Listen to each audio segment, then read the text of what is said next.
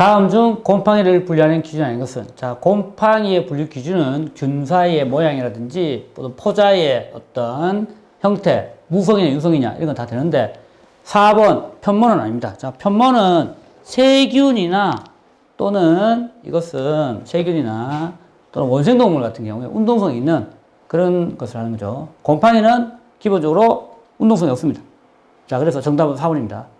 자, 하지만 이 문제를 좀 응용했을 때, 자, 우리가 곰팡이를 분류할 때 균사나 또는 우리가 뭐 기균사나 또는 뭐 어떤 자실체 모양 이런 거죠. 자실체 모양. 균사나 뭐 자실체가 있어요. 자실체 모양이나 색깔이나 이런 걸 가지고 하는데, 하지만 여기서 가장 중요한 게 있어요.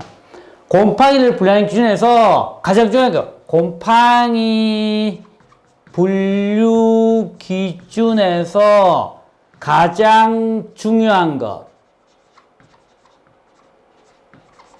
그것이 여기 복이 없어요.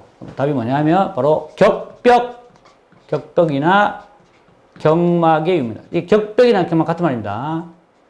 셉점이라고 하는데 이거의 유무입니다. 그래서 격벽 경막이 있다, 있죠. 있음 뭐냐면 이거는 없음이 있죠. 자, 일단 없는 것이 원시적인 형태의 균으로서 조상균류라고 말합니다. 그 다음에 격벽 경막이 있는 것이 순정균류라고 말합니다. 그래서 조상균류에는 대부분 리조퍼스 있죠. 리조퍼스라든지 뭐 이런 것도 있어요. 격벽 그냥 보면 이렇게 균사가 있으면 이렇게 있으면 그냥 마디가 없어요. 근데 순정균류는 균사가 있으면 이렇게 중간에 마디가 있어요. 이렇게 마디가 벽이 있어요. 끊어져 있어요. 이런 식으로 되어 있는 것이 차이점이고, 우리가 말하는 아스파라지루스 같은 거 있죠. 이런 것들은 전부 아스파라지루스나 페니실리움은 아스파라질러스, 자, 이런 것들은 전부 다 순정균류입니다. 그래서 격벽 경막이 있다 없다가 가장 중요한 곰팡이 분류 기준이다. 이것도 가장 알아두시고 넘어갑니다. 72번 세포벽 합성을 저해하는 항생제. 자, 보시면 1번 페니실린이 되겠습니다. 자, 페니실린은 특히 세포벽의 합성을 저해하는 것이고요. 자, 우리가 항생제, 우리가 미생물에 적용하는 항생제 중에서 2번, 3번, 4번은 전부 다 단백질 합성을 저해해서 하는 것이 되겠습니다. 네, 요거는 2, 3, 4번은 요거는 세포벽 합성제예요. 세포벽. 요 위에 거 2, 3, 4번은 세균의 내부로 침투해서 세포 내 단백질 합성을 저해해서 균을 죽이는 작용하는 것이 바로 테트라사이클린, 스토리마이신, 에리스트로마이신입니다. 따라서 이걸 외울 필요가 없고요. 페니실린 자체가 세포벽을 합성을 저해하는 좀 드문 경우이기 때문에 페니실린을 우리가 암기하시면 되겠습니다. 자, 73번에 DNA에 존재하지 않는 염기를 말하고 있습니다. 자, 이 문제도 자주 출제되는 문제로서 DNA와 RNA를 구별하는 문제입니다. 자, 우리 핵산이죠. 우리 핵산에 우리가 염기가 있습니다. 근데 핵산이 두 가지. DNA가 있고 RNA가 있는데, 자, 우리가 DNA에는 우리가 AG, 아데닌, 구아닌, 그 다음에 티민, 사이토신에서 AGTC가 있고요. 그 다음에 RNA는 AG가 있고, 그 다음에 C도 있는데, T 대신 U입니다. U. 우라실이죠. 티민이라서. 그래서 여기서 AG, 여러분들 이것도 기억하십시오. 아데닌, 구아닌, 이게 염기죠. 염기. 그래서 아데닌, 구아닌은 피린 유도체. 이건 피린 유도체. 이건 피린. 그 다음에 피린 유도체. 그 다음에 우리가 밑에 거. 자, 밑에 있는 이 TCU. 자, 이거는 뭐냐면 전부 다 뭐 TCU죠. 세 가지죠. 이거는 피리미딘 유도체. 피리미딘.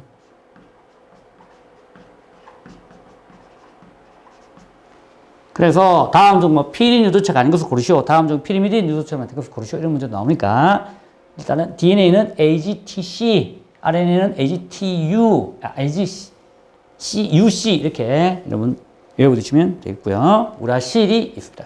참고하시면 되겠습니다. 그래서 DNA는 T, RNA는 U가 다르다. 이렇게 이해하시면 되겠습니다. 정답은 우리가 바로 우라실입니다. 이 우라실은 RNA만 존재하는 바로 피리미딘 유도체가 되겠습니다. 자, 74번 문제입니다. 균체 내 효소를 추출하는 방법으로 올바른 것은 이라는 문제인데요. 자, 이 문제 같은 경우에는 역시 정답은 2번이 되겠는데, 자, 요거는 균체의 효소는 단백질이죠. 단백질이지 않습니까? 그래서 단백질을 변성 없이 그대로 받아야 돼요. 변성 없이 그대로 받아야 되기 때문에 화학적인 처리를 하면 안 됩니다. 화학적인 처리를 하면 단백질이 화학작용에서 화학물에 변성이 되죠. 그 다음에 열을 처리해도 안 됩니다. 왜? 열도 단백질 변성이니까. 따라서 물리적으로 세포를 깨부수어서 마세나 파세법으로밖에 할 수 없어요. 그래서 정답은 뭐예요? 초음파 처리나 기체 파세법을 이용해서 오로지 세포 벽만 깨뜨려서 내부에 있는 효소를 바깥으로 방출하게 하는 거고요. 자, 1번은 강한 산성에 녹이면 당연하게 세포벽이 높겠지만 효소가 산에 변성되기 때문에 이것도 뭐예요? 안 되고. 그 다음에 균체를 끓이면 열에 의해서 효소가 불활성화 되죠. 이것도 안 되고. 그 다음에 에탄올도 단백질을 변성시킵니다. 단백질을 응고시킵니다. 따라서 이것도 효소를 1번과 3번과 4번은 효소를 분리해낼 수는 있어도 그게 뭐다? 우리가 원하는 효소의 활성을 잃어버렸잖아. 그거는 우리가 원하는 효소 활성이죠. 예를 들어서 효모를 가지고 우리 인볼테이지를 이용한다고 했을 때, 자, 1번과 3번과 4번을 하면 변성된 인볼테이지를 얻는 거죠. 그럼 우리가 인볼테이지 효소를 사용해야 되는데 변성된 걸 얻었어. 그게 아무런 소용이 없죠. 그래서 2번으로 하는 겁니다. 이것은 단백질의 변성의 원리를 아시면 선택할 수 있는 문제가 되겠습니다. 정답은 2번. 75번. 자연 발생적 돌연변이의 주요 원인이라는 것을 묻는 거죠. 자, 여러분, 자연 발생적 돌연변이라는 것은 생물체, 특히 세균의 경우에 자연적으로 돌연변이가 발생할 수 있습니다. 세균은 인간보다도 훨씬 우리가 이게 분열기가 짧기 때문에 10분에 한 번씩 분열하니까 이렇게 발생할 수 있죠. 근데 여기서 자연적으로 DNA 복제우리는 자기가 DNA 복제할 때 오류가 일어날 수 있습니다. 그 다음에 이거는 햇빛이죠. 자연계에 햇빛이 있잖아. 햇빛이 노출되면 당연히 DNA 돌연변이 일어날 수 있죠. 왜? 자연계의 UV, 자외선, 햇빛은 당연하게 돌연변이 일으키니까. 그 다음에 방사선 주사. 여러분, 이게 뭐냐면 자연 방사선입니다. 우리나라 같은 경우에 우리가 여러분들 침대에 발암물질 있었지 않습니까? 그게 갑자기 기억이 안 나는데. 그 다음에 우리나라의 토양에는 우라늄 같은 것들이 많이 실제로 자연적으로 매장되어 있습니다. 그래서 그런 우리나라 암석 같은 데서 자연 방사선이 나오거든요. 그래서 자연계에 존재하는 균들이 그 자연 방사선에 의해서 돌연변이가 발생할 수 있습니다. 하지만 3번 화학적 발암물질에 의한 거는 이거는 인공. 사람이 인공적으로 처리해 줘야지만 만들어요. 화학적 발암물질은 자연적으로 만들어지지 않죠. 사람들이 다 만든 거죠. 그래서 3번은 자연 발생적 돌연변이라고 할 수가 없습니다. 정답은 3번이 되겠습니다. 76번 광 독립 영양생물의 탄소원으로 옳은 것은, 여기서 광 독립, 이 포토광은요 태양을 얘기합니다. 태양빛, 태양광. 즉 태양광을 위해서 이 오토라는 거는 우리가 독립 영양은 외부에서 영양소를 흡수하지 않고 자기가 햇빛을 받아서 영양소를 합성할 수 있다. 여기서 영양이라는 거는 바로 탄소입니다. 탄소원. 우리가 탄소 유기물. 탄소 유기물을 합성할 수 있다. 즉 탄수화물이죠. 자기가 탄수화물, 즉 당을 합성할 수 있단 말이에요. 이거 뭐예요? 바로 광합성. 그래서 독립 영양 생물이라는 것은 광합성을 하는 균입니다. 예를 들어서 균 같은 경우에도 우리가 식물성 플랑크톤이나 이런 것들은 우리가 바다에 있는 해조류 같은 것들은 당연히 햇빛을 받아서, 또는 우리가 자연계에서는 또 식물체 있겠죠. 식물체도 자 광합성할 때 뭐예요? 햇빛을 받아서 그 에너지를 가지고 공기 중에 CO2를 가지고 나무 목재를 만들죠. 탄수화물을 만들죠. 그래서 이거는 당연하게 탄소원은 당연히 CO2, 이산화탄소가 되겠습니다. 독립영양 생물은 바로 식물체 또는 광합성을 하는 미생물을 예로 들 수 있겠습니다. 정답은 2번이죠. 77번 세균이 영양 결핍 환경에서 생존하기 위해 사용하는 전략이라는 것은 이런 문제인데요. 자, 일단은 뭔가 생존에 불리한 환경, 이런 악조건에서 생존하기 위해서 세균이 하는 전략 중에 가장 일반적인 것이 포자형성입니다. 포자형성. 자, 포자형성에서 살아남는 게, 그래서 우리가 포자형성, 예를 들어서 우리가 포자형성의 대표적인 것이 바로 바실루스죠. 바실루스 속. 그 다음에 클로스트리디움소 균들은 포자를 형성할 수 있습니다. 그래서 가열 살균 같은 거 할 때, 특히 클로스트리디움 보툴리눔은 통조림에 살균 멸균이 불충분했을 경우에 그 안에서 포자를 만들어서 그죠? 견뎌요. 이겨요.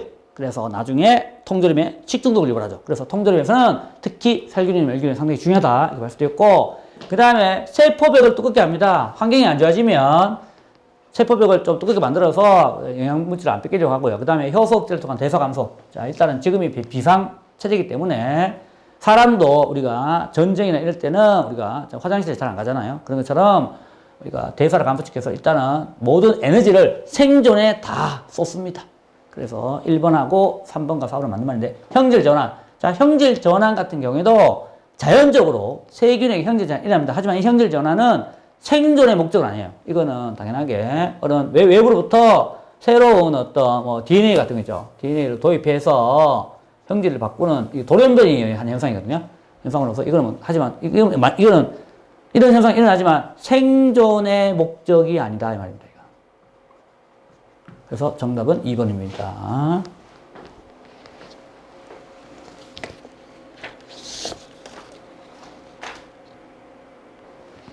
자, 이것은 유전적 다양성을 확보하는 방법이요.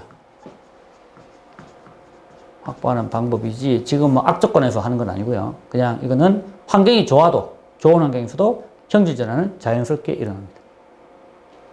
정답은 2번. 78번 미생물이 항생제 내성을 가지게 되는 주요 기제가 있는 것을 하는 문제인데요. 자, 일단은 1번 항생제를 분해한 효소를 만들거나 세포벽의 구조를 바꿔서 아까 얘기했죠? 세포벽을 두껍게 하여서 생존을 하는 거고, 그 다음에 리보솜의 구조를 변형시켜서 이게 리보솜이 단백질을 합성하는 거죠. 왜냐면 이게 항생제가 단백질 합성을 제어하는 것이기 때문에 리보솜의 구조를 변형해서 자, 그걸 또 견지게 되는, 자, 내성을 가지게 되는 그런 기작도 있습니다. 하지만 4번은 아닙니다. 자, 여기서 숙주세포의 면역 반응 강화라고 하는 것은 우리가 숙주라는 말은 우리가 보통 기생, 즉 바이러스가 기생하는 그 이제 기생 모체를 숙주라고 하죠. 자, 그런데 지금은 항생제 내성이니까 항생제 내성을 가지는 미생물에서 이거는 뭐냐면 뭐 숙주가 뭐 없죠. 그래서 4번은 미생물 자체가 숙주세포의 면역하고는 관계가 없는 그런 이야기가 되겠습니다. 그 다음에 실제로 미생물은 면역이 없습니다. 만약에 박테리오페이지가 미생물의 세균에 감염되었다고 했을 때, 자, 그 숙주가 미생물이 되겠죠. 세균이 되겠죠. 하지만 세균은 우리 인간처럼 이뮤 시스템, 면역 체계가 없습니다. 면역체계가 없기 때문에, 자, 그래서 4번은 적절하지 않은 복이라고 할 수가 있겠습니다. 예. 일반적으로 이러한 면역세포라는 것은 우리가 고등생물이죠. 고등생물 같은 동물이나 이런 인간, 이런 데서 이제 우리가 뭐, 그죠? 병균이 들어왔을 때 면역을 하고 뭐 이런 걸 얘기하는 거지, 뭐 코로나에 감염됐을 때 면역력이 높다 낮다 뭐 이런 걸 얘기하는 거지, 하등 생물인 세균이나 미생물에서는 그런 이야기를 잘 하지 않습니다. 79번 혐기성 미생물이 산소를 피하는 이유는, 자, 우리가 산소가 1번 보면 산소가 세포망을 손상시키기 때문에 여러 가지가 있지만 정답은 3번입니다. 활성산소. 자, 우리가 일단은 호기성 미생물이 있고, 우리가 흔히 말하는 절대호기성이 있죠. 절대호기성도 있고, 그 다음에 혐기성도 있습니다. 혐기성도, 자, 절대혐기성이 있죠. 절대 또는 편성. 편성혐기성은 절대혐기성. 그 다음에 통성혐기성. 그 다음에 미호기성도 있습니다. 여기서. 자, 이게 산소에 의한 우리가 세균 또는 미생물 분해할 때, 이렇게 균을 얘기할 때, 호기성들이 일반적으로 절대가 많은데, 이런 것들은 뭐냐 하면, 산소가 생존에 필요합니다. 생존에 필요하다. 산소가 없으면 못 자라요. 산소가 없으면 뭐다? 죽습니다. 사멸합니다. 그래서 사람 같은 경우도 호기성이 되겠죠. 그래서 우리가 미생물 중에서는 곰팡이, 자, 곰팡이는 절대 호기성균이고, 그 다음에 초산균 되겠습니다. 자, 아세토바트 아세티라고 있습니다. 식초를 만드는 균이죠. 이거는 공기를 불어넣어줘야 됩니다. 그 다음에 대부분의 세균들은, 대부분의 뭐 세균이나 대부분의 효모는 뭐다? 통성이 현기성입니다. 예. 이거는 뭐냐면 산소가 있어도 생존하고 없어도 생존합니다. 산소가 있으면 호흡을 하고 산소가 없으면 발효하고 이렇게 합니다. 그 다음에 편성 현기성은 절대 현기성은 산소가 없어야 돼요. 산소를 혐자가 싫어해요. 기가 산소를 싫어해요. 산소가 있으면 사멸, 죽습니다. 사멸하고 산소가 없어야 생존입니다. 산소 없어야 생존하는 균으로서 자, 이 절대행기 성격의 대표적인 게 바로 클로스트리디움입니다. 클로스트리디움 아시죠? 철자가 좀 이상했었지만 아실 거예요. 클로스트리디움 보툴리눔, 클로스트리디움 퍼플리제스는 절대 혐기성입니다. 그래서 배양할 때도 혐기 조건에서 배양하셔야 됩니다. 그 다음에 미호기성은 이건 뭐냐 하면 산소를 저농도로 요구합니다. 생존에 산소를 요구하는데 많으면 또 죽어요. 그래서 요거는 대표 유산균들이 있습니다. 유산균 중에서 있습니다. 유산균 중에서 일부가 우리가 미호기성이 있습니다. 그러면 왜 편성형기성은 산소가 있어서 사멸하는 거? 여러분들 이거 호기성이나 통성형기성이나 미호기성은 우리가 산소를 다 우리 호흡을 할 때 이용합니다. 산소를 전자 전달계에 우리가 최종 전자 수용체로 우리가 즉 세포호흡에서 사람도 그렇죠. 폐를 통해서 산소를 들이마셔가지고 그거를 세포로 갖다 줘가지고 우리가 미토콘드리아에서 에너지 합성할 때 마지막에 전자를 받는 것이 산소입니다. 예, 그래서 산소가 그걸 해서 이제 우리가 뭐 CO2나 또는 물로 배출되죠. 자, 그렇게 하는 것이 되는데, 근데 혐기성은 최종 전자 수용체가 산소가 아닙니다. 그래서 산소는 이용하지 않습니다. 산소 자체가 생체 내에 있으면 상당히 그게 반응성이 크기 때문에 독작용이 돼요. 특히 활성산소가 돼요. 그래서 우리가 이 활성산소가 형성되어서 독성을 유발하기 때문에 우리가 형성미생물은 우리가 산소 배하고요. 그다음에 이게 편성형성이죠. 이 말이잖아요. 왜냐하면 편성형성에는 뭐가 없냐 하면 카탈라제가 없습니다. 카탈라제. 없습니다. 사람은 카탈라제가 있습니다. 카탈라제는 산소가 호흡을 할 때 발생되는 게 산소가 우리 전자전자계에서 이렇게 참여하면 마지막에 이게 H2O2가 만들어지거든요. 그래서 과산화수 소수. 이게 독이에요. 그래서 요거를 분해하는 요소입니다.